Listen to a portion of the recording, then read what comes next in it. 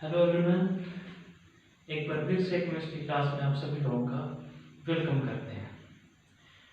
तो आज की क्लास में हम लोग बेसिक कॉन्सेप्ट का एक और टॉपिक दैट इज आयन इस पे बात करने जा रहे हैं। तो शुरू करते हैं आज का टॉपिक आयन। आयन को अगर हम लोग सिंपली डिफाइन करें तो atom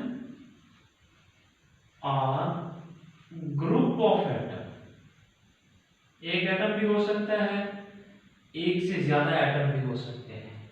atom are group of atom having charge on it.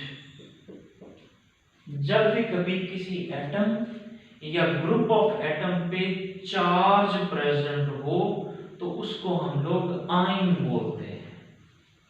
जब हम लोग चार्ज की बात करें तो चार्ज जो है ये दो तरह का होता है, पॉजिटिव चार्ज और नेगेटिव चार्ज। तो एटम या ग्रुप ऑफ एटम जिसके ऊपर पॉजिटिव चार्ज हो उसको हम लोग बोलते हैं पॉजिटिव आयन, और एटम या ग्रुप ऑफ एटम जिनके ऊपर नेगेटिव चार्ज हो उनको हम लोग बोलते हैं नेगेटिव आयन। इसका मतलब ये हुआ कि आयन दो तरह के होते हैं, पॉजिटिव चार्ज वाले और नेगेटिव चार्ज वाले। जो पॉजिटिव चार्ज वाले आयन होते हैं इनको हम लोग पॉजिटिव आयन बोलते हैं। जो नेगेटिव चार्ज वाले आयन होते हैं इनको हम लोग नेगेटिव आयन बोलते हैं। पॉजिटिव चार्ज वाले जो आयन हैं जिनको पॉजिटिव आयन बोलते हैं इनको हम लोग कैटायन भी बोलते हैं, कैटायन। और इसी तरीके से जो नेगेटिव आयन होते हैं इनको हम लोग एनायन भी बोलते हैं। फॉर एग्जांपल जैसे पॉजिटिव आयन एक एटम वाले भी हो सकते हैं, ग्रुप ऑफ एटम वाले भी हो सकते हैं। जैसे ये सोडियम और ये हमारे पास पॉजिटिव आयन है, कैटायन है। पोटाशियम इसके ऊपर पॉजिटिव चार्ज, एल्युमिनियम इसके ऊपर पॉजिटिव 3 चार्ज, मैग्नीशियम इसके ऊपर पॉजिटिव 2 चार्ज, इस तरीके से कैल्शियम इसके ऊपर पॉजिटिव 2 चार्ज। तो ये हम लोगों ने कुछ एग्जांपल्स मेंशन किए एटम की। इस तरीके से ग्रुप ऑफ एटम के ऊपर भी पॉजिटिव चार्ज होता है, जैसे ammonium ion NH4 positive ion. इस तरीके से hydronium ion H3O positive ion. यहाँ पे ग्रुप ऑफ एटम है, ये 5 एटम है, इनके ऊपर पॉजिटिव चार्ज है सभी के ऊपर। और इस तरीके से 3 हाइड्रोजन 1 ऑक्सीजन इनके ऊपर पॉजिटिव चार्ज है। तो ये ग्रुप ऑफ एटम के आयन है। इन सभी को हम लोग बोलते हैं कैटायन या बोलते हैं पॉजिटिव आयन। इसी तरीके से जो एनायन है ये भी एटम वाले हो सकते हैं। एक एटम के ऊपर नेगेटिव चार्ज हो सकते हैं, एक से ज्यादा भी हो सकते हैं, -2 हो सकता है, -3 हो सकता है। इस तरीके से ग्रुप ऑफ एटम के ऊपर भी नेगेटिव चार्ज होता है। फॉर एग्जांपल जैसे क्लोरीन है इसके ऊपर नेगेटिव चार्ज, फ्लोरीन है इसके ऊपर नेगेटिव चार्ज, ऑक्सीजन है इसके ऊपर नेगेटिव 2 चार्ज, नाइट्रोजन है इसके ऊपर नेगेटिव 3 चार्ज। इस तरीके से ग्रुप ऑफ एटम में भी एनायन होते हैं, नेगेटिव आयन। फॉर एग्जांपल जैसे हाइड्रोक्साइड आयन, इसमें 2 एटम्स के ऊपर नेगेटिव चार्ज है। इस तरीके से मैंगनेट आयन MnO4 नेगेटिव। इस तरीके से dichromate ion Cr2O7 -2, dichromate ion इसको बोलते हैं हम लोग। इस तरीके से कार्बोनेट आयन CO3 -2। तो ग्रुप ऑफ एटम के ऊपर भी नेगेटिव चार्ज होता है, सिंगल एटम के ऊपर भी नेगेटिव चार्ज होता है। इन सभी को हम लोग बोलते हैं एनायन या हम लोग बोलते हैं नेगेटिव आयन। तो पहला क्वेश्चन यहाँ पे ये राइज हो जाता है कि पॉजिटिव आयन को हम लोग कैटायन क्यों बोलते हैं। जरा गौर करें आप लोग, तो ये जो CAT लिखा हुआ, चलो ये तो लिखा हुआ है आइन, और ये CAT मतलब तो कैट होता है, और कैट का मतलब तो बिल्ली होता है। तो इसका मतलब ये तो नहीं कि ये बिल्ली आइन है। तो ये कैटाइन का क्या मतलब है? पॉजिटिव आयन को कैटाइन क्यों बोलते हैं? इसी तरीके से नेगेटिव आयन को हम लोग एनाइन क्यों बोलते हैं? तो याद रखें, इलेक्ट्रोकेमिकल सेल में जो इलेक्ट्रोलाइटिक सेल होता है, इलेक्ट्रोलाइटिक सेल ऐसे सेल को बोलते हैं जो केमिकल एनर्जी को इलेक्ट्रिकल एनर्जी में कन्वर्ट नहीं करता, बल्कि इलेक्ट्रिकल एनर्जी को केमिकल एनर्जी में कन्वर्ट करता है, उसको इलेक्ट्रोलाइटिक सेल बोलते हैं। वो गैल्वानिक सेल होता है जो केमिकल एनर्जी को इलेक्ट्रिकल एनर्जी में कन्वर्ट करता है। तो इलेक्ट्रोलाइटिक सेल ऐसा सेल है जिसमें हम लोग इलेक्ट्रिसिटी को यूज करते हैं और केमिकल्स की प्रिपरेशन करते हैं इंडस्ट्रियल स्केल पे। तो इलेक्ट्रोलाइटिक सेल की अगर कंस्ट्रक्शन थोड़ी आप लोगों को याद हो, आपने कहीं पढ़ी हो, तो इलेक्ट्रोलाइटिक सेल में दो इलेक्ट्रोड्स होते हैं मेटल के बने हुए। एक को हम लोग एनोड बोलते हैं, एक को हम लोग कैथोड बोलते हैं। ये एक इलेक्ट्रोड ये हमने बना दिया, एक इलेक्ट्रोड मैं यहाँ पे ड्रॉ कर देता हूँ इस तरह से। तो एक को हम लोग बैटरी के पॉजिटिव टर्मिनल के साथ जोड़ देते हैं, एक को हम लोग बैटरी के नेगेटिव टर्मिनल के साथ जोड़ देते हैं। तो दो इलेक्ट्रोड होते हैं इलेक्ट्रोलाइटिक सेल में, एक के ऊपर पॉजिटिव चार्ज होता है, एक के ऊपर नेगेटिव चार्ज होता है। जिसके ऊपर पॉजिटिव चार्ज होता है इलेक्ट्रोलाइटिक सेल में, उसको हम लोग बोलते हैं एनोड। और इसी तरीके से जिसके ऊपर नेगेटिव चार्ज होता है उसको हम लोग बोलते हैं कैथोड। अब इसके अंदर हम लोग एक इलेक्ट्रोलाइट डिप कर देते हैं, इलेक्ट्रोलाइट। इलेक्ट्रोलाइट अब किसको बोलते हैं? इलेक्ट्रोलाइट ऐसा सब्सटेंस होता है जिसको मोल्टन फॉर्म में, मतलब पिघली हुई फॉर्म में हीट कर लिया जाए बहुत ज्यादा, या सॉल्यूशन फॉर्म में उसको कन्वर्ट करें तो वो अपने आयंस में डिसोसिएट हो जाए, यानी आयोनाइज हो जाए। जब हम लोग उसको हीट करके मोल्टन फॉर्म में लेके जाएं या सॉल्यूशन फॉर्म में लेके जाएं, तो ऐसे सब्सटेंस को हम लोग इलेक्ट्रोलाइट बोलते हैं। जब हम लोग इलेक्ट्रोलाइट इसमें फिल करते हैं तो इलेक्ट्रोलाइट क्या अपने आयंस में डिसोसिएट हो जाता है। मतलब क्या, पॉजिटिव आयंस बहुत सारे होंगे यहाँ पे जब हम कोई इलेक्ट्रोलाइट लेंगे, इस तरह से बहुत सारे नेगेटिव आयंस भी होंगे यहाँ पे। तो जब हम लोग स्विच को ऑन करते हैं, बैटरी के साथ जोड़ते हैं, स्विच को ऑन करते हैं, तो जो इलेक्ट्रोलाइट के पॉजिटिव आयन होते हैं वो नेगेटिव की तरफ अट्रैक्ट करना शुरू कर देते हैं। पॉजिटिव आयन है ये सारे भाग के नेगेटिव इलेक्ट्रोड, जिसको हम लोग कैथोड बोलते हैं, उसके गिर्द इकट्ठे होना शुरू हो जाते हैं। और इसी तरीके से जो नेगेटिव आयन होते हैं, जैसे स्विच को ऑन करते हैं, ये सारे इस पॉजिटिव चार्ज के गिर्द इकट्ठे होना शुरू हो जाते हैं, यहाँ पे आना शुरू हो जाएंगे, क्योंकि opposite charges attract each other.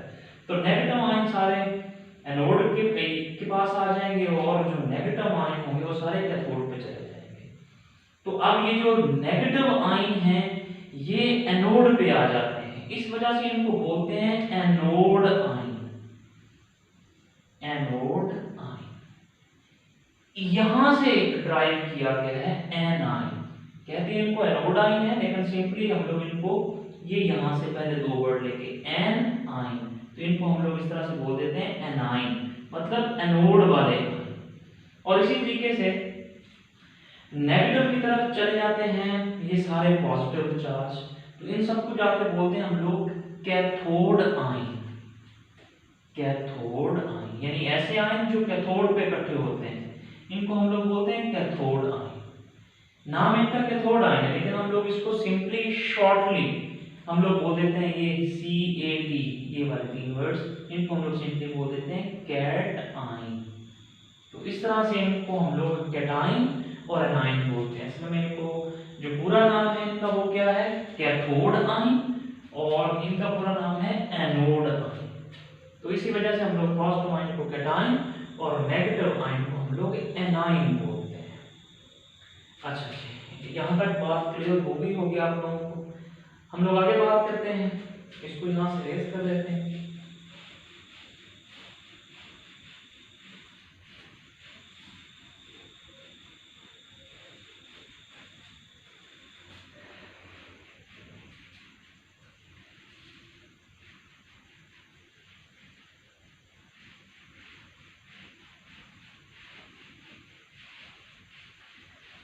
अच्छा जी, अब हम लोग बात करते हैं कि आयन जनरेट कैसे होते हैं। How positive ion is produced, how negative ion is produced. तो याद रखें, जब कोई एटम या group of atom electron lose कर देता है, इलेक्ट्रॉन लूज कर देता है, when an atom loose electron, तब उसके ऊपर पॉजिटिव चार्ज आ जाता है, पॉजिटिव चार्ज। तो हमारे पास क्या बन जाता है, कैटाइन, यानी पॉजिटिव आयन बन जाता है, जिसको हम लोग कैटाइन बोलते हैं। तो when an atom loose electron, कौन सा इलेक्ट्रॉन, वैलेंस शेल का, आखिरी शेल का इलेक्ट्रॉन। हमेशा याद रखें, एटम जब इलेक्ट्रॉन लूज करते हैं तो वो वैलेंस इलेक्ट्रॉन होते हैं, एटम जब इलेक्ट्रॉन गेन करते हैं तो वो वैलेंस शेल के ही अंदर इलेक्ट्रॉन गेन करते हैं। वैलेंस इलेक्ट्रॉन्स जो होते हैं वही केमिकल प्रॉपर्टीज में, केमिकल बॉन्डिंग में टेक पार्ट करते हैं। तो जब कभी एटम अपने वैलेंस शेल का इलेक्ट्रॉन एक या एक से ज्यादा इलेक्ट्रॉन लूज कर दे तो उसके ऊपर पॉजिटिव चार्ज आ जाता है और हमारे पास कैटाइन की फॉर्मेशन हो जाती है। फॉर एग्जांपल, मेरे पास एक एटम है, जब ये अपना इलेक्ट्रॉन लूज करेगा तो इसके ऊपर आ जाएगा पॉजिटिव चार्ज। तो ये हम लोग इस तरह से रिप्रेजेंट कर देंगे, एक इलेक्ट्रॉन रिमूव हो गया, तो हमारे पास किसकी फॉर्मेशन होगी, कैटाइन की फॉर्मेशन होगी, यानी पॉजिटिव आयन की फॉर्मेशन होगी। सवाल ये है कि इसके ऊपर पॉजिटिव चार्ज क्यों आ जाता है जब एटम अपना इलेक्ट्रॉन एक या एक से ज्यादा लूज कर देते हैं। तो ये हमेशा याद रखें, ये जो एटम होता है, एटम की अगर हम बात करें तो ये न्यूट्रल पार्टिकल है। एटम जो है ये न्यूट्रल होता है। न्यूट्रल कैसे होता है, अगर हम लोग बोहर मॉडल के अकॉर्डिंग बात करें तो एटम के सेंटर में होता है न्यूक्लियस, और न्यूक्लियस में दो पार्टिकल्स होते हैं, प्रोटॉन्स और न्यूट्रॉन्स, और जो इलेक्ट्रॉन्स होते हैं वो फिक्स्ड एनर्जी वाले ऑर्बिट्स के अंदर रिवॉल्व कर रहे होते हैं। ये हमारे पास है। अब याद रखें, जिस भी एटम की अगर हम बात करें, कोई भी एटम हमारे पास, उसमें जितने प्रोटॉन्स होते हैं उतने ही इलेक्ट्रॉन्स होते हैं। जैसे अगर मैं सोडियम एटम की बात करूं तो सोडियम एटम का एटॉमिक नंबर होता है 11। 11 का मतलब इसके अंदर 11 प्रोटॉन्स हैं। तो प्रोटॉन्स इसके अंदर कितने हुए, 11, उतने ही इसके अंदर इलेक्ट्रॉन्स होते हैं। इसका मतलब इलेक्ट्रॉन भी 11 है। न्यूट्रॉन की तादाद डिफरेंट होती है जब हम लोग आइसोटोप्स की बात करते हैं। तो प्रोटॉन के ऊपर पॉजिटिव चार्ज होता है, इलेक्ट्रॉन के ऊपर नेगेटिव चार्ज होता है। न्यूट्रॉन जो होते हैं इनके ऊपर कोई चार्ज नहीं होता, ये न्यूट्रल होते हैं। तो जब एक एटम में जितने प्रोटॉन है मतलब उतने ही पॉजिटिव चार्ज, उतने ही इलेक्ट्रॉन्स होते हैं मतलब उतना ही नेगेटिव चार्ज। सोडियम एटम की बात करें तो 11 प्रोटॉन है, 11 इलेक्ट्रॉन है, इसका मतलब 11 पॉजिटिव चार्ज, पॉजिटिव चार्ज कितने हो गए, 11, और इलेक्ट्रॉन भी 11 है, इसका मतलब 11 ही नेगेटिव चार्ज। तो 11 पॉजिटिव चार्ज, 11 नेगेटिव चार्ज एक दूसरे के इफेक्ट को कैंसिल कर देंगे। न्यूट्रॉन वैसे न्यूट्रल होते हैं, इनके ऊपर कोई चार्ज नहीं होता, तो एज अ होल ये सारे का सारा एटम न्यूट्रल हो जाएगा। अब जब एटम में से इलेक्ट्रॉन लूज हो जाता है, फॉर एग्जांपल ये सोडियम का ही एटम है जो कि न्यूट्रल एटम है, जब इसमें से एक इलेक्ट्रॉन रिमूव हो जाएगा तो इसके ऊपर आ जाएगा एक ही पॉजिटिव चार्ज। 2 इलेक्ट्रॉन रिमूव होंगे तो 2 पॉजिटिव चार्ज आ जाएगा, 3 इलेक्ट्रॉन रिमूव होंगे 3 पॉजिटिव चार्ज आ जाएगा। तो एक पॉजिटिव चार्ज एक इलेक्ट्रॉन के लूज करने से इसके ऊपर आ जाएगा। क्यों आ जाएगा, देखिए 11 प्रोटॉन है, 11 ही इलेक्ट्रॉन है, तो जब एक इलेक्ट्रॉन रिमूव होगा, अगर हम सोडियम की बात करें 11 में से एक इलेक्ट्रॉन रिमूव हो गया तो पीछे हमारे पास बच गया 10 इलेक्ट्रॉन, लेकिन न्यूक्लियस में प्रोटॉन अभी भी 11 है। तो एक पॉजिटिव चार्ज एक प्रोटॉन डोमिनेट कर जाएगा, वही हम लोग इस एटम के ऊपर रिप्रेजेंट कर देते हैं, जो इस बात को रिप्रेजेंट कर रहा है कि एक पॉजिटिव चार्ज इसके ऊपर डोमिनेट हो गया है। इसी तरीके से एक और एग्जांपल देखते हैं, जैसे मैग्नीशियम है, जब ये इलेक्ट्रॉन लूज करेगा तो इसके ऊपर चार्ज आ जाएगा मैग्नीशियम प्लस। तो ये प्लस इस बात को इंडिकेट करता है कि प्लस इसके साथ 1 लिख रहे हैं तब भी ठीक, नहीं लिखना तब भी ठीक, इसका मतलब पॉजिटिव 1 ही होता है। तो ये हमारे पास कैटाइन बन गया। इसके ऊपर पॉजिटिव 1 चार्ज इस बात को रिप्रेजेंट कर रहा है कि इसने एक इलेक्ट्रॉन को लूज कर दिया है, एक पॉजिटिव चार्ज इसके ऊपर डोमिनेट कर गया है। इस तरीके से जब ये दूसरा अपना इलेक्ट्रॉन रिमूव करेगा तो फिर इसके ऊपर चार्ज आ जाएगा Mg+2। एक +1 पहले से है, एक और इलेक्ट्रॉन लूज करने से एक और इसके ऊपर चार्ज आ गया। तो अब ये किस बात को रिप्रेजेंट कर रहा है कि इसने 2 इलेक्ट्रॉन लूज कर दिए हैं, तो 2 प्रोटॉन 2 पॉजिटिव चार्ज डोमिनेट कर गए हैं। तो इसको हम लोग बोलते हैं डाइपॉजिटिव आयन। जब एक इलेक्ट्रॉन लूज करे उसको हम लोग बोलते हैं मोनोपॉजिटिव आयन। तो जब कभी एटम में से एक इलेक्ट्रॉन रिमूव होता है तो हमारे पास कैटाइन की फॉर्मेशन होती है, यानी पॉजिटिव आयन की फॉर्मेशन होती है। इसी तरीके से जब कभी किसी एटम में इलेक्ट्रॉन ऐड होता है, यानी when an atom gain electron, जब कभी एटम जो है एटम इलेक्ट्रॉन को गेन करता है तब उसके ऊपर नेगेटिव चार्ज आ जाता है। जब नेगेटिव चार्ज आ जाता है तो उसको हम लोग नेगेटिव आयन या एनाइन बोलते हैं। तो जब कभी कोई एटम या ग्रुप ऑफ एटम इलेक्ट्रॉन को गेन करते हैं तब उनके ऊपर नेगेटिव चार्ज आता है, इसको हम लोग एनाइन बोलते हैं, ये हम लोग बोलेंगे नेगेटिव आयन।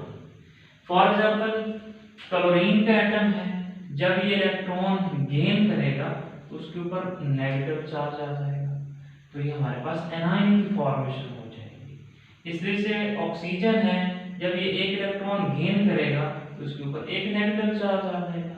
इस तरीके से जब दूसरा इलेक्ट्रॉन गेन करेगा तो इसके ऊपर 2 नेगेटिव चार्ज आ जाएंगे, यानी इलेक्ट्रॉन डोमिनेट कर जाएंगे। तो जब कभी किसी एटम में इलेक्ट्रॉन बाहर से ऐड होता है तो इलेक्ट्रॉन ज्यादा हो जाते हैं, प्रोटॉन उतने रहते हैं। जैसे क्लोरीन की बात करें तो क्लोरीन के जो प्रोटॉन है, क्लोरीन में एटॉमिक नंबर इसका 17 है, तो इसका मतलब इसमें प्रोटॉन जो हैं वो भी 17 हैं और जो इलेक्ट्रॉन हैं वो भी 17 हैं। तो जब ये एटम बाहर से इलेक्ट्रॉन गेन करेगा तो इलेक्ट्रॉन हो जाएंगे 18। इसी तरीके से ऑक्सीजन की बात करें तो ऑक्सीजन का एटॉमिक नंबर होता है 8, तो इसका मतलब इसमें प्रोटॉन भी 8 हैं, इलेक्ट्रॉन भी 8 हैं। तो जब ये इलेक्ट्रॉन ऐड करेगा तो इलेक्ट्रॉन हो जाएंगे 9, प्रोटॉन 8 ही रहेंगे। एक इलेक्ट्रॉन जिसके ऊपर नेगेटिव चार्ज होता है वो डोमिनेट कर जाएगा, तो इसके ऊपर हम लोग रिप्रेजेंट कर देंगे नेगेटिव चार्ज। जब ये एक और इलेक्ट्रॉन गेन करेगा तो फिर इसकी जो इलेक्ट्रॉन टोटल हो जाएंगे वो 10 इलेक्ट्रॉन हो जाएंगे। तो 8 पहले थे, 2 इलेक्ट्रॉन गेन कर लिए, तो प्रोटॉन तो अभी भी 8 रहेंगे लेकिन इलेक्ट्रॉन हो गया 10, तो 2 नेगेटिव डोमिनेट कर गए, नेगेटिव चार्ज इसलिए हम लोग इसके ऊपर O-2 रिप्रेजेंट करते हैं। यहाँ पे जो आप लोगों ने एक बहुत ही इंपॉर्टेंट बात याद रखनी है वो ये है कि जो कैटाइन की फॉर्मेशन होती है ये हमेशा एंडोथर्मिक प्रोसेस होता है, एंडोथर्मिक प्रोसेस। और जो एनाइन की फॉर्मेशन होती है नेगेटिव चार्ज वाली, ये हमेशा एक्सोथर्मिक प्रोसेस होता है। Cation formation is always endothermic, हाँ वो मोनोपॉजिटिव आयन की फॉर्मेशन हो, डाइपॉजिटिव आयन की फॉर्मेशन हो, ट्राइपॉजिटिव आयन की फॉर्मेशन हो, हमेशा एंडोथर्मिक प्रोसेस होगा। और इसी तरीके से जब एनाइन की फॉर्मेशन होती है, याद रखिएगा जब यूनिनेगेटिव आयन की फॉर्मेशन होती है, यूनिनेगेटिव आयन का मतलब होता है जब एटम एक इलेक्ट्रॉन गेन करता है, तो जब किसी एटम के ऊपर एक नेगेटिव चार्ज आए तब वो वाला प्रोसेस एक्सोथर्मिक होता है। और जब डाइनेगेटिव आयन बने, मतलब एटम के ऊपर 2 नेगेटिव चार्ज हैं या ट्राई नेगेटिव आयन बने, 3 नेगेटिव चार्ज हैं, तब याद रखिएगा formation of dinegative ion and formation of tri-negative ion is always endothermic process. Uninegative ion की फॉर्मेशन एक्सोथर्मिक होती है, डाइनेगेटिव और ट्राइनेगेटिव आयन की जो फॉर्मेशन होती है वो एंडोथर्मिक होती है। तो यूनिनेगेटिव आयन की फॉर्मेशन एक्सोथर्मिक, डाइनेगेटिव आयन या ट्राइनेगेटिव आयन की जो फॉर्मेशन होती है वो भी एंडोथर्मिक होती है। अब ये एंडोथर्मिक क्यों होती है, ये एक्सोथर्मिक क्यों होती है? पॉजिटिव आयन की फॉर्मेशन का वो मोनो हो, डाई पॉजिटिव आयन हो, ट्राई पॉजिटिव आयन हो, ये ऑलवेज एंडोथर्मिक होती है। ये एंडोथर्मिक का मतलब क्या है, ये एंडोथर्मिक क्यों होते हैं, ये एक्सोथर्मिक क्यों होते हैं, इसके ऊपर अभी हम लोग बात करते हैं। तो पहले हम लोग बात करते हैं कि पॉजिटिव आयन की फॉर्मेशन हमेशा एंडोथर्मिक क्यों होती है और ये एंडोथर्मिक का मतलब क्या है, इसको हम लोग यहां से रेज कर रहे हैं।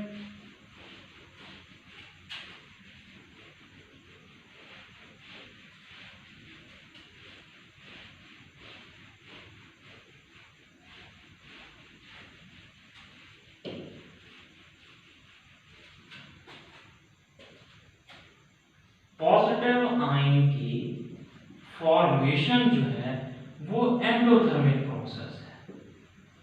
याद रखें, एंडोथर्मिक प्रोसेस हम लोग ऐसे प्रोसेस को बोलते हैं जिसमें हीट या अगर हम लोग सिंपली बोले तो एनर्जी एब्जॉर्ब होती है, जज्ब हो, खर्च हो, ऐसा प्रोसेस जिसमें हम लोगों को एनर्जी एटम को प्रोवाइड करनी पड़े, एटम एनर्जी एब्जॉर्ब करे, हीट को एब्जॉर्ब करे, तो ऐसे प्रोसेस को हम लोग बोलते हैं एंडोथर्मिक प्रोसेस। जैसे अगर मुझे सोडियम के एटम में से इलेक्ट्रॉन को रिमूव करना है, यानी इसको केटायन बनाना है, पॉजिटिव आयन बनाना है, तो मुझे इसको एनर्जी सप्लाई करनी पड़ेगी, यानी मैं इसको एक्सटर्नल सोर्स से एनर्जी प्रोवाइड करूंगा। जैसे मैं इसको एनर्जी दूंगा तो एनर्जी देने से इसका इलेक्ट्रॉन यहां से एक्सपेल करेगा, निकलेगा, जब इलेक्ट्रॉन रिमूव होगा तो इसके ऊपर पॉजिटिव चार्ज आ जाएगा और इलेक्ट्रॉन यहां से निकल जाएगा।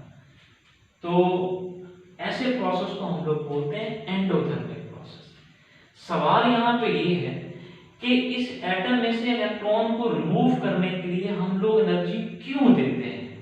तो याद रखें, एटम के सेंटर में जो न्यूक्लियस होता है जिसमें प्रोटॉन और न्यूट्रॉन होते हैं, न्यूट्रॉन तो न्यूट्रल है, प्रोटॉन के ऊपर पॉजिटिव चार्ज होता है, जिसकी वजह से पूरे न्यूक्लियस के ऊपर पॉजिटिव चार्ज है, और नेगेटिव चार्ज यानी इलेक्ट्रॉन्स वो फिक्स्ड ऑर्बिट में रिवॉल्व कर रहे होते हैं। तो एटम का जो न्यूक्लियस होता है, इसकी जो इलेक्ट्रॉन्स होते हैं एटम के, उसके साथ फोर्स ऑफ अट्रैक्शन होती है, यानी न्यूक्लियस और जो इलेक्ट्रॉन्स हैं इनके दरमियान फोर्स ऑफ अट्रैक्शन होती है। ये पॉजिटिव चार्ज है, ये नेगेटिव चार्ज है, तो opposite charges attract each other, तो इनके दरमियान हुई फोर्स ऑफ अट्रैक्शन। तो जब हम लोगों ने केटाइन की फॉर्मेशन करनी है तो हम लोगों को यहां से इलेक्ट्रॉन को एक्सपेल करवाना होता है, रिमूव करना होता है, तो हम लोग इस फोर्स ऑफ अट्रैक्शन को खत्म करने के लिए हम लोग इसको हीट प्रोवाइड करते हैं, एनर्जी प्रोवाइड करते हैं, ताकि इस फोर्स ऑफ अट्रैक्शन को खत्म किया जा सके जो न्यूक्लियस और इलेक्ट्रॉन्स के दरमियान में है। जब हम लोग इसको हीट प्रोवाइड करेंगे, एनर्जी प्रोवाइड करेंगे, तो इस फोर्स ऑफ अट्रैक्शन में कमी आ जाएगी, इलेक्ट्रॉन एनर्जी को गेन करेंगे और यहाँ से स्किप हो जाएंगे, रिमूव हो जाएंगे। तो इस वजह से हम लोगों को एनर्जी देनी पड़ती है जब हम लोगों ने इलेक्ट्रॉन को रिमूव करना होता है, ताकि इस फोर्स ऑफ अट्रैक्शन को खत्म किया जा सके। तो ऐसे प्रोसेस को हम लोग बोलते हैं एंडोथर्मिक प्रोसेस। तो चलिए एग्जांपल से बात कर लेते हैं। अगर सोडियम की बात करें तो सोडियम के लिए हम लोगों को तकरीबन 496 किलो जूल पर मोल, एक मोल अगर सोडियम के एटम है हमारे पास, तो हम लोगों को 496 किलो जूल एनर्जी रिक्वायर होती है इसके इलेक्ट्रॉन्स को रिमूव करने के लिए। और जब कभी एनर्जी एब्जॉर्ब हो, एंडोथर्मिक प्रोसेस हो, हम लोग इसको यहाँ पे सिंबल पॉजिटिव लगा देते हैं, जो इस बात को रिप्रेजेंट कर रहा है कि एनर्जी इतनी हम लोगों को रिक्वायर है, इतनी एनर्जी एटम एब्जॉर्ब कर रहा है और फिर इलेक्ट्रॉन रिमूव हो रहा है यहाँ से। तो this is always endothermic process. हाँ, इसमें से अब ये पॉजिटिव आयंस में से अगर हम दूसरा इलेक्ट्रॉन निकालेंगे तब भी यही बात है कि हम लोगों को तब भी एनर्जी देनी पड़ेगी इलेक्ट्रॉन को रिमूव करने के लिए। हाँ, ये बात याद रखें, दूसरा इलेक्ट्रॉन रिमूव करना है या तीसरा इलेक्ट्रॉन रिमूव करना है तो पहले जितनी एनर्जी रिक्वायर होती है उससे हम लोगों को बहुत ज्यादा एनर्जी लगानी पड़ती है दूसरा इलेक्ट्रॉन रिमूव करने के लिए। तीसरा इलेक्ट्रॉन अगर रिमूव करना तो हम लोगों को पहले से कई से ज्यादा एनर्जी सप्लाई करनी होती है। क्यों? क्योंकि जब एक इलेक्ट्रॉन निकल जाता है तो पॉजिटिव जो चार्ज है, पॉजिटिव की जो ग्रिप है न्यूक्लियस की, वो रिमेनिंग इलेक्ट्रॉन्स पे ज्यादा हो जाती है। तो फिर दूसरा इलेक्ट्रॉन रिमूव करने के लिए या तीसरा इलेक्ट्रॉन रिमूव करने के लिए हमें बहुत ज्यादा एनर्जी रिक्वायर होती है, तभी हम लोग उनको रिमूव कर सकते हैं। तो हमेशा एनर्जी एब्जॉर्ब भी होती है, एनर्जी रिक्वायर भी होती है, इसीलिए formation of positive ion always endothermic process होते हैं। अच्छा जी, इसको इरेज कर देते हैं यहां से।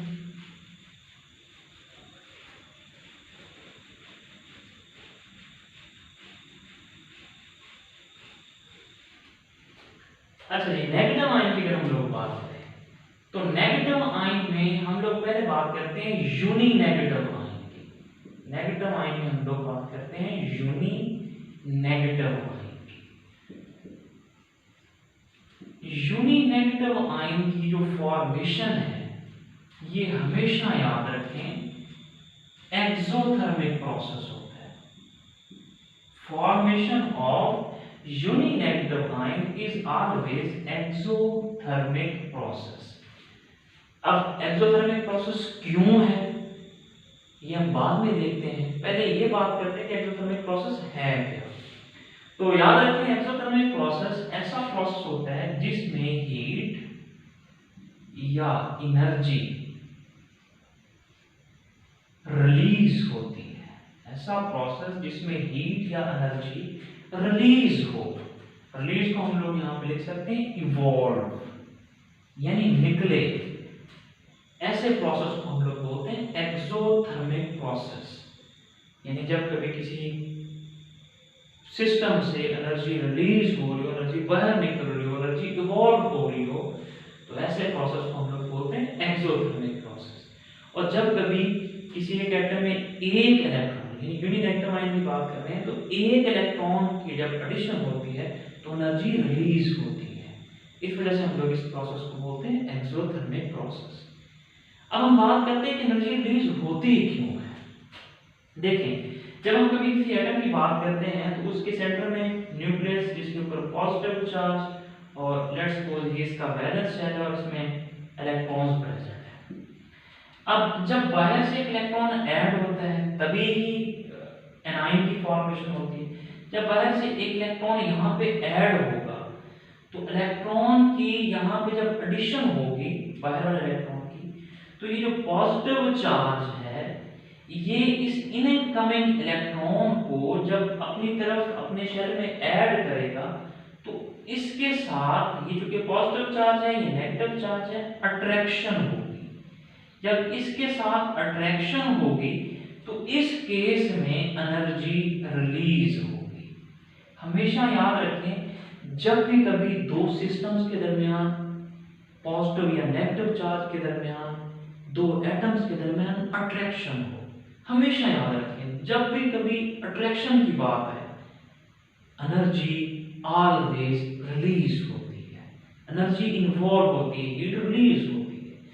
तो यहां पे भी जब किसी एटम के अंदर इलेक्ट्रॉन ऐड होगा तो इलेक्ट्रॉन के ऊपर नेगेटिव चार्ज, न्यूक्लियस के ऊपर पॉजिटिव चार्ज, जब ये इसमें ऐड हो जाएगा, यहाँ पे इलेक्ट्रॉन आ जाएगा तो पॉजिटिव चार्ज इसको जब अट्रैक्ट करेगा तो अट्रैक्शन के दौरान हमेशा एनर्जी रिलीज होती है। तो इस प्रोसेस को हम लोग बोलते हैं एक्सोथर्मिक प्रोसेस। फॉर एग्जांपल मेरे पास क्लोरीन का एटम है, तो क्लोरीन के एटम में जब एक इलेक्ट्रॉन ऐड होगा तो क्लोरीन का न्यूक्लियस इसके साथ अट्रैक्शन करेगा, तो अट्रैक्शन में एनर्जी रिलीज होगी, तो ये एनायन की फॉर्मेशन हो जाएगी हमारे पास। तो जो एनर्जी रिलीज होगी तो ऐसे प्रोसेस को, ऐसे रिएक्शन को हम लोग बोलते हैं एक्सोथर्मिक प्रोसेस। तो जैसे इसके लिए राउंड अबाउट 349 किलो जूल पर मोल, अगर मेरे पास 1 मोल क्लोरीन के एटम्स हैं, जब इनमें हम लोग इलेक्ट्रॉन ऐड करेंगे तो 349 राउंड अबाउट जो है 349 किलो जूल पर मोल एनर्जी जो है वो रिलीज होगी।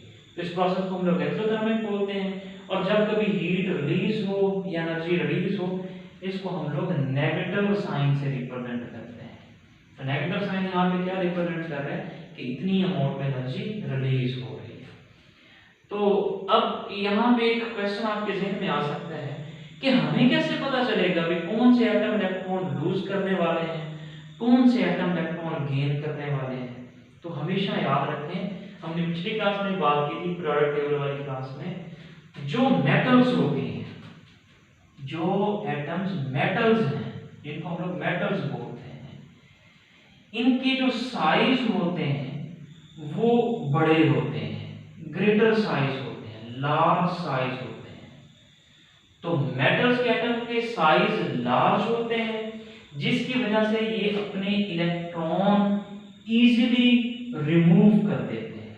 जब इलेक्ट्रॉन इजीली रिमूव कर देते हैं तो हमारे पास किस चीज की फॉर्मेशन हो जाती है, कैटाइन की, पॉजिटिव आयन की फॉर्मेशन हो जाती है। तो इसीलिए पॉजिटिव चार्ज हमेशा मेटल्स पे आता है।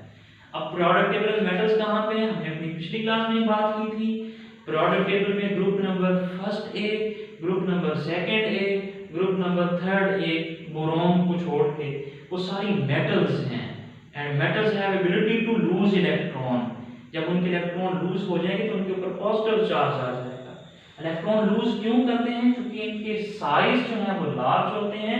न्यूक्लियस की आखिरी शेल के इलेक्ट्रॉन्स के ऊपर ग्रिप नहीं इतनी ज्यादा होती, इस वजह से ये आसानी से अपने इलेक्ट्रॉन को रिमूव कर देते हैं। इसके करस्पॉन्डिंग अगर हम लोग नॉन मेटल्स की बात करें तो नॉन मेटल्स जो हैं,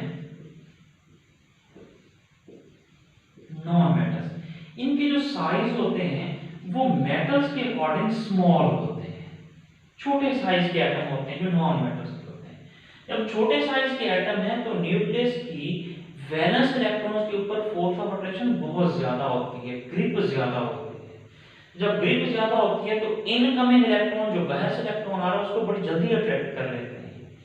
तो जब बड़ी जल्दी अट्रैक्ट कर लेते हैं तो हमारे पास फिर किसकी फॉर्मेशन हो जाती है, नेगेटिव आयन की फॉर्मेशन हो जाती है। तो स्मॉल साइज की वजह से नॉन मेटल इलेक्ट्रॉन गेन करने की एबिलिटी रखते हैं। तो फिर हमारे पास फॉर्मेशन किसकी होती है, एनायन की या नेगेटिव आयन की। तो अब नॉन मेटल्स कौन से हैं, ये हम लोगों ने अपनी पीरियोडिक टेबल की क्लास में बात की थी कि ग्रुप नंबर 7 है फ्लोरीन, क्लोरीन, ब्रोमीन, आयोडीन, ये सारे नॉन मेटल्स हैं। ग्रुप नंबर 5 में नाइट्रोजन है, फास्फोरस है, नॉन मेटल है। ग्रुप नंबर 6 में ऑक्सीजन है, सल्फर है, इस तरीके से। तो ये सारी नॉन मेटल्स हैं। तो जब कभी इनमें इलेक्ट्रॉन ऐड होगा तो इनके ऊपर नेगेटिव चार्ज आ जाएगा, एनायन की फॉर्मेशन हो जाएगी। अच्छा जी, तो अगर यूनिनेगेटिव आयन बनता है जैसे ही हम लोग सुना, चलिए इसके साथ एक और एग्जांपल कर लेते हैं। जैसे मेरे पास ऑक्सीजन का एटम है, जब इसमें एक इलेक्ट्रॉन ऐड होगा तो इसके ऊपर आ जाएगा O- चार्ज। तो अब ये एनर्जी रिलीज होगी, क्योंकि ऑक्सीजन का एटम इलेक्ट्रॉन को अट्रैक्ट करेगा और अट्रैक्शन में एनर्जी निकलेगी, रिलीज होगी। तो दिस इज एक्सोथर्मिक प्रोसेस, क्योंकि फॉर्मेशन हो रही है यूनिनेगेटिव आयन की। तो इस केस में जो एनर्जी रिलीज होती है वो राउंड अबाउट 181 किलो जूल पर मोल, तकरीबन इतनी सारी एनर्जी रिलीज हो रही होती है। कुछ बुक्स में कुछ जगहों पे तकरीबन 141 भी है। तो ये जो वैल्यूज हैं ये चेंज होती रहती हैं बुक्स के हिसाब से। उसकी वजह ये है कि ये जो वैल्यूज हैं डिफरेंट लोग जब रिसर्च करते हैं तो उनकी जो रिसर्च है उनका जो रिजल्ट निकलता है वो डिफरेंट निकलता है। तो कुछ बुक्स में आप लोगों को ये वाली वैल्यूज मिलेगी 141, कुछ बुक्स में 181 मिलेगी। चले इससे आप लोगों ने परेशान नहीं होना। तो जो भी वैल्यूज हों आप लोगों की बुक में एनर्जी की, तो वो आप लोग जस्ट याद रख लिया करें एज एन एग्जांपल, क्योंकि ये डिफरेंट रिसर्च के अकॉर्डिंग जब डिफरेंट लोग डिफरेंट कंट्रीज के अंदर रिसर्च करते हैं तो उनके एटम्स की प्योरिटी में थोड़ा बहुत फर्क आ जाता है, जिसकी वजह से उनकी कैलकुलेशन चेंज हो जाती है। तो फॉर्मेशन ऑफ यूनिनेगेटिव आयन जो है वो हमेशा जो है एनर्जी रिलीज होती है। उस केस में एनर्जी जब रिलीज होगी तो हम लोग इनका नेगेटिव साइन भी लगा देंगे। तो ये वाली हमारे पास होगी एक्सोथर्मिक प्रोसेस। इस तरीके से जब फॉर्मेशन होती है डाई नेगेटिव आयन की और ट्राई नेगेटिव आयन की, तब एनर्जी एब्जॉर्ब होती है, यानी एंडोथर्मिक प्रोसेस है। इसको मैं यहां से रेज कर दूं एक दफा।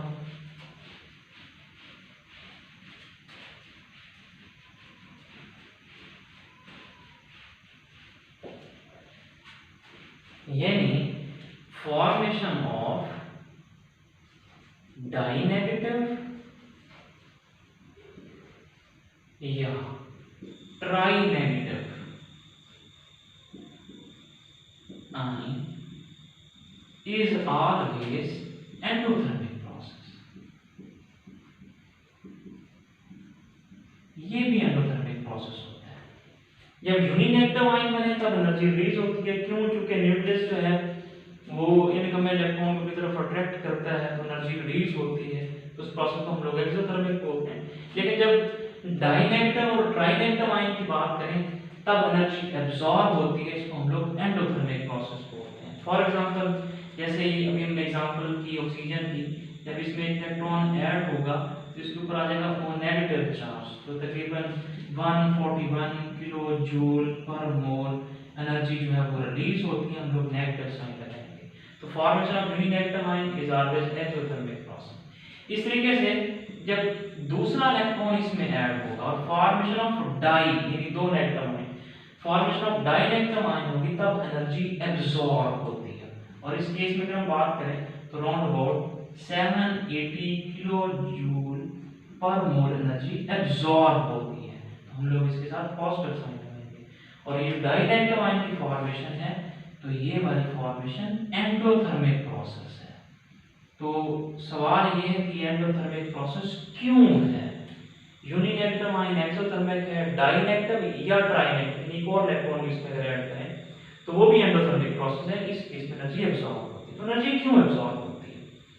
देखिए, जब कभी किसी एटम के अंदर इलेक्ट्रॉन ऐड हो जाता है, जैसे ये एटम है, इसमें इलेक्ट्रॉन ऐड होता है, इसके ऊपर आ गया नेगेटिव चार्ज। इस तरीके से जब दूसरा इलेक्ट्रॉन जिसके ऊपर नेगेटिव चार्ज होता है वो इस आयन के अंदर जिसके ऊपर नेगेटिव चार्ज प्रेजेंट है एक इलेक्ट्रॉन की वजह से, इसमें जब ऐड होता है तो ये जो इनकमिंग इलेक्ट्रॉन है it is repelled by the already present negative charge.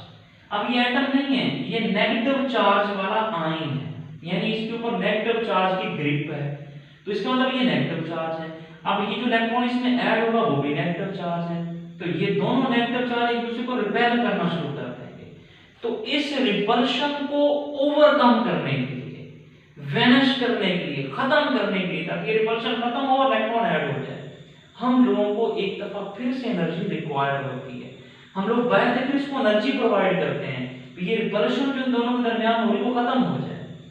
तो इनकमिंग इलेक्ट्रॉन को रिपेल किया जाता है ऑलरेडी प्रेजेंट नेगेटिव चार्ज की वजह जो उसके ऊपर प्रेजेंट होता है इससे। तो इस दोनों के दरमियान जो रिपल्शन है उसको खत्म करने के लिए हम लोगों को एक दफा फिर एनर्जी देनी पड़ती है, इसको एनर्जी सप्लाई करनी पड़ती है ताकि ये जो इनके दरमियान रिपल्शन हो रही है उसको खत्म किया जा सके। तो जब हम लोग एनर्जी इसको प्रोवाइड करते हैं तो एनर्जी एब्जॉर्ब होती है, तो फिर ऐसे प्रोसेस को हम लोग एंडोथर्मिक प्रोसेस बोलते हैं। तो इसका मतलब ये होगा कि जब कभी भी डाइनेगेटिव आयन या ट्राइनेगेटिव आयन की फॉर्मेशन होगी वो प्रोसेस एंडोथर्मिक ही होगा। क्यों? क्योंकि उसमें एनर्जी एब्जॉर्ब होगी। एनर्जी एब्जॉर्ब क्यों होगी? क्योंकि जब यूनिनेगेटिव आयन बन जाता है तो उसमें जब दूसरा इलेक्ट्रॉन ऐड होता है या तीसरा इलेक्ट्रॉन ऐड होता है तो जो पहले से नेगेटिव चार्ज उसके ऊपर प्रेजेंट है वो वाला नेगेटिव चार्ज इनकमिंग इलेक्ट्रॉन को रिपेल करना शुरू कर देता है। उस रिपल्शन को खत्म करने के लिए हम लोगों को एक दफा फिर से इसको एनर्जी प्रोवाइड करनी पड़ती है ताकि इलेक्ट्रॉन इसमें ऐड हो जाए। तो जब हम लोगों को एनर्जी इसको देनी पड़ रही है, एब्जॉर्ब करते हैं ये, तो ऐसे प्रोसेस को हम लोग एंडोथर्मिक प्रोसेस बोलते हैं। तो अब याद रखिएगा, फॉर्मेशन ऑफ पॉजिटिव आयन, का वो मोनोपॉजिटिव आयन हो, डाइपॉजिटिव आयन हो, ट्राइपॉजिटिव आयन हो, वो हमेशा एंडोथर्मिक प्रोसेस होता है। फॉर्मेशन ऑफ यूनिनेगेटिव आयन यानी एक नेगेटिव आयन वो हमेशा एक्सोथर्मिक प्रोसेस होता है। Formation of dinegative ion, ट्राइनेगेटिव ion ये हमेशा एंडोथर्मिक प्रोसेस होते हैं। यहाँ पे एक बात और भी आप लोगों ने अपने ज़हन में रखनी है, जब कभी कोई एटम इलेक्ट्रॉन लूज कर देता है, जैसे ये सोडियम का एटम है, जब ये अपना इलेक्ट्रॉन लूज कर देगा तो ये कन्वर्ट हो जाएगा अपने करस्पॉन्डिंग आयन में, यानी सोडियम में। तो अगर हम लोग इनके साइज की बात करें तो याद रखें, जो एटम होता है जब इसका आयन बन जाता है तो इस एटम का साइज अपने आयन के साइज से ज्यादा होता है। यानी जो केटाइन होता है ये स्मॉल साइज का होता है अपने पेरेंट एटॉमिक के साइज से। अगर इसके हम लोग रेडियस की बात करें, सोडियम के रेडियस की, तो ये तकरीबन होता है 186 पिकोमीटर। और अगर हम लोग इस सोडियम आयन की बात करें तो इसका जो रेडियस होता है वो तकरीबन होता है 95 पिकोमीटर। यानी जब कभी एटम अपने करस्पॉन्डिंग आयन में कन्वर्ट होता है तो जो आयन होता है उसका साइज छोटा हो जाता है, स्मॉल हो जाता है। यानी उसका रेडियस नॉट बोर्ड, अगर सोडियम की बात करें तो तकरीबन 95 पिकोमीटर बनता है, और सोडियम के एटम के रेडियस की बात करें तो 186 पिकोमीटर होता है। तो इसका मतलब ये हुआ कि सोडियम एटम का साइज बड़ा है, जो सोडियम का पॉजिटिव आयन बना है कैटाइन, इसका साइज स्मॉल है। इस तरीके से अगर हम लोग नेगेटिव आयन की बात करें, जैसे क्लोरीन का एटम है, जब ये इलेक्ट्रॉन गेन करेगा तो ये नेगेटिव आयन बन जाएगा। तो इस केस में जो नेगेटिव आयन बनता है इसका साइज लार्ज होता है, बड़े साइज का होता है। यानी अगर हम क्लोरीन आयन की बात करें, क्लोराइड आयन की, तो इसका तकरीबन जो साइज होता है 181 पिकोमीटर होता है। और इसका जो करस्पॉन्डिंग एटम है ये छोटे साइज का होता है, इस अपने आयन के अकॉर्डिंग ये तकरीबन होता है तकरीबन 99 पिकोमीटर इतना होता है। तो इसका मतलब जो एटम अपने पॉजिटिव आयन में कन्वर्ट होता है, पॉजिटिव आयन का रेडियस कम होता है, साइज कम होता है अपने पेरेंट एटम से, और जो एटम नेगेटिव आयन की फॉर्मेशन करता है तो नेगेटिव आयन का साइज बड़ा होता है, रेडियस ज्यादा होता है अपने पेरेंट एटम से। तो सवाल ये है कि ऐसा क्यों है? ये एटम का रेडियस बड़ा है, उसके आयन का रेडियस छोटा है, इस एटम का रेडियस छोटा है, इसके जो आयन बना है नेगेटिव आयन उसका रेडियस ज्यादा है, ऐसा क्यों है? देखें, जब कभी एटम पॉजिटिव आयन प्रोड्यूस करता है, एटम पॉजिटिव आयन का प्रोड्यूस करता है जब वो इलेक्ट्रॉन लूज कर देता है। जब इलेक्ट्रॉन लूज कर देता है तब न्यूक्लियस की रिमेनिंग इलेक्ट्रॉन्स के ऊपर अट्रैक्शन ज्यादा हो जाती है। जब रिमेनिंग इलेक्ट्रॉन के ऊपर अट्रैक्शन ज्यादा हो जाती है तो इलेक्ट्रॉनिक क्लाउड जो होता है वो कॉन्ट्रैक्ट हो जाता है, सिकुड़ जाता है, क्रीप आ जाता है। इसको आप ऐसे समझ लें, अगर मैं सोडियम एटम को यहाँ पर ड्रॉ करूँ तो ये सोडियम का एटम, इसमें ये प्रोटॉन एटॉमिक नंबर 11 है, तो प्रोटॉन 11 है इसके अंदर, यहाँ पे न्यूट्रॉन भी हैं, और इस तरीके से ये तकरीबन 12 होते हैं इसके अंदर न्यूट्रॉन। और यहाँ पे पहला शेल इसका, ये दूसरा शेल इसका, ये तीसरा शेल इसका। पहले शेल में 2 इलेक्ट्रॉन, दूसरे में 8 इलेक्ट्रॉन और ये इलेक्ट्रॉन। अब देखें, अब हमारे पास ये मैंने सोडियम का एटम यहाँ पे रिप्रेजेंट किया है, तो देखें प्रोटॉन 11 हैं और इलेक्ट्रॉन भी 11 हैं। अब ये है सोडियम का एटम, इसका जो रेडियस है वो राउंड अबाउट है 186। रेडियस क्या है? न्यूक्लियस से लेकर वैलेंस शेल तक का जो डिस्टेंस होता है इसको हम लोग एटॉमिक रेडियस बोलते हैं, एटम का रेडियस। तो ये तकरीबन कितना है? ये है 186 पिकोमीटर। अब जब इसका आयन बनता है, कौन सा आयन बनता है? ये मेटल है, और मेटल का कौन सा आयन बनता है? Positive ion. जब ये बनाते हैं सोडियम पॉजिटिव आयन तो अपना इलेक्ट्रॉन रिमूव करता है, ये वैलेंस शेल।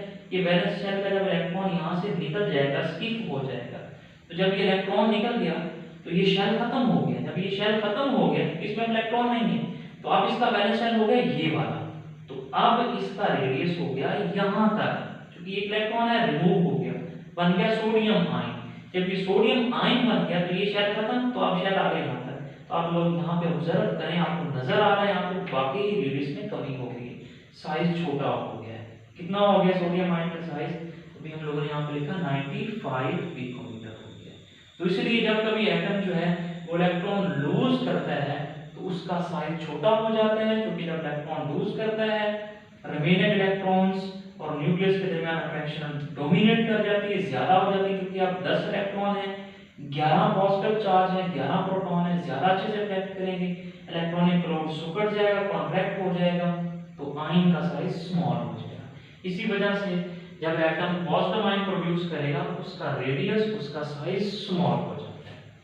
इसके अकॉर्डिंग अगर हम लोग नेगेटिव आयन की करस्पॉन्डिंग बात करें तो इसमें बात उलट है। इसमें क्या है, क्लोरीन की अगर हम एटम की बात करें तो क्लोरीन के जो एटॉमिक नंबर है वो 17 है, तो इसमें प्रोटॉन कितने होंगे, 17 होंगे, इसमें इलेक्ट्रॉन कितने होंगे, वो भी 17 होंगे।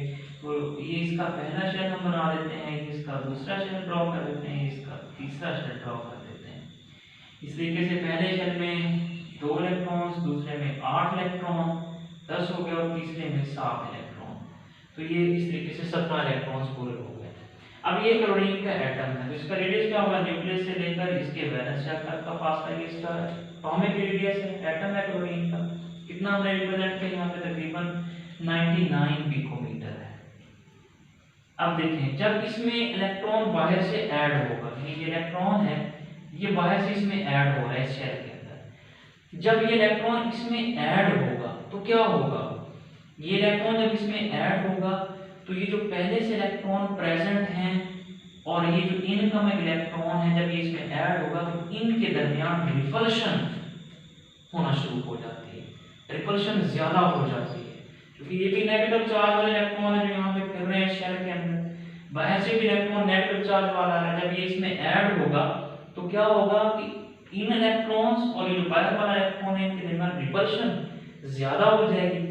जैसे रिपल्शन ज्यादा होगी, न्यूक्लियस का जो होल्ड है वो आखिरी शेल के जो इलेक्ट्रॉन्स हैं उनके ऊपर कम हो जाएगा, क्योंकि एक दूसरे को रिपेल करना शुरू कर दी, दूसरे को दफा करना शुरू कर दिए उन्होंने, दूर दूर फेंकना शुरू कर दिया।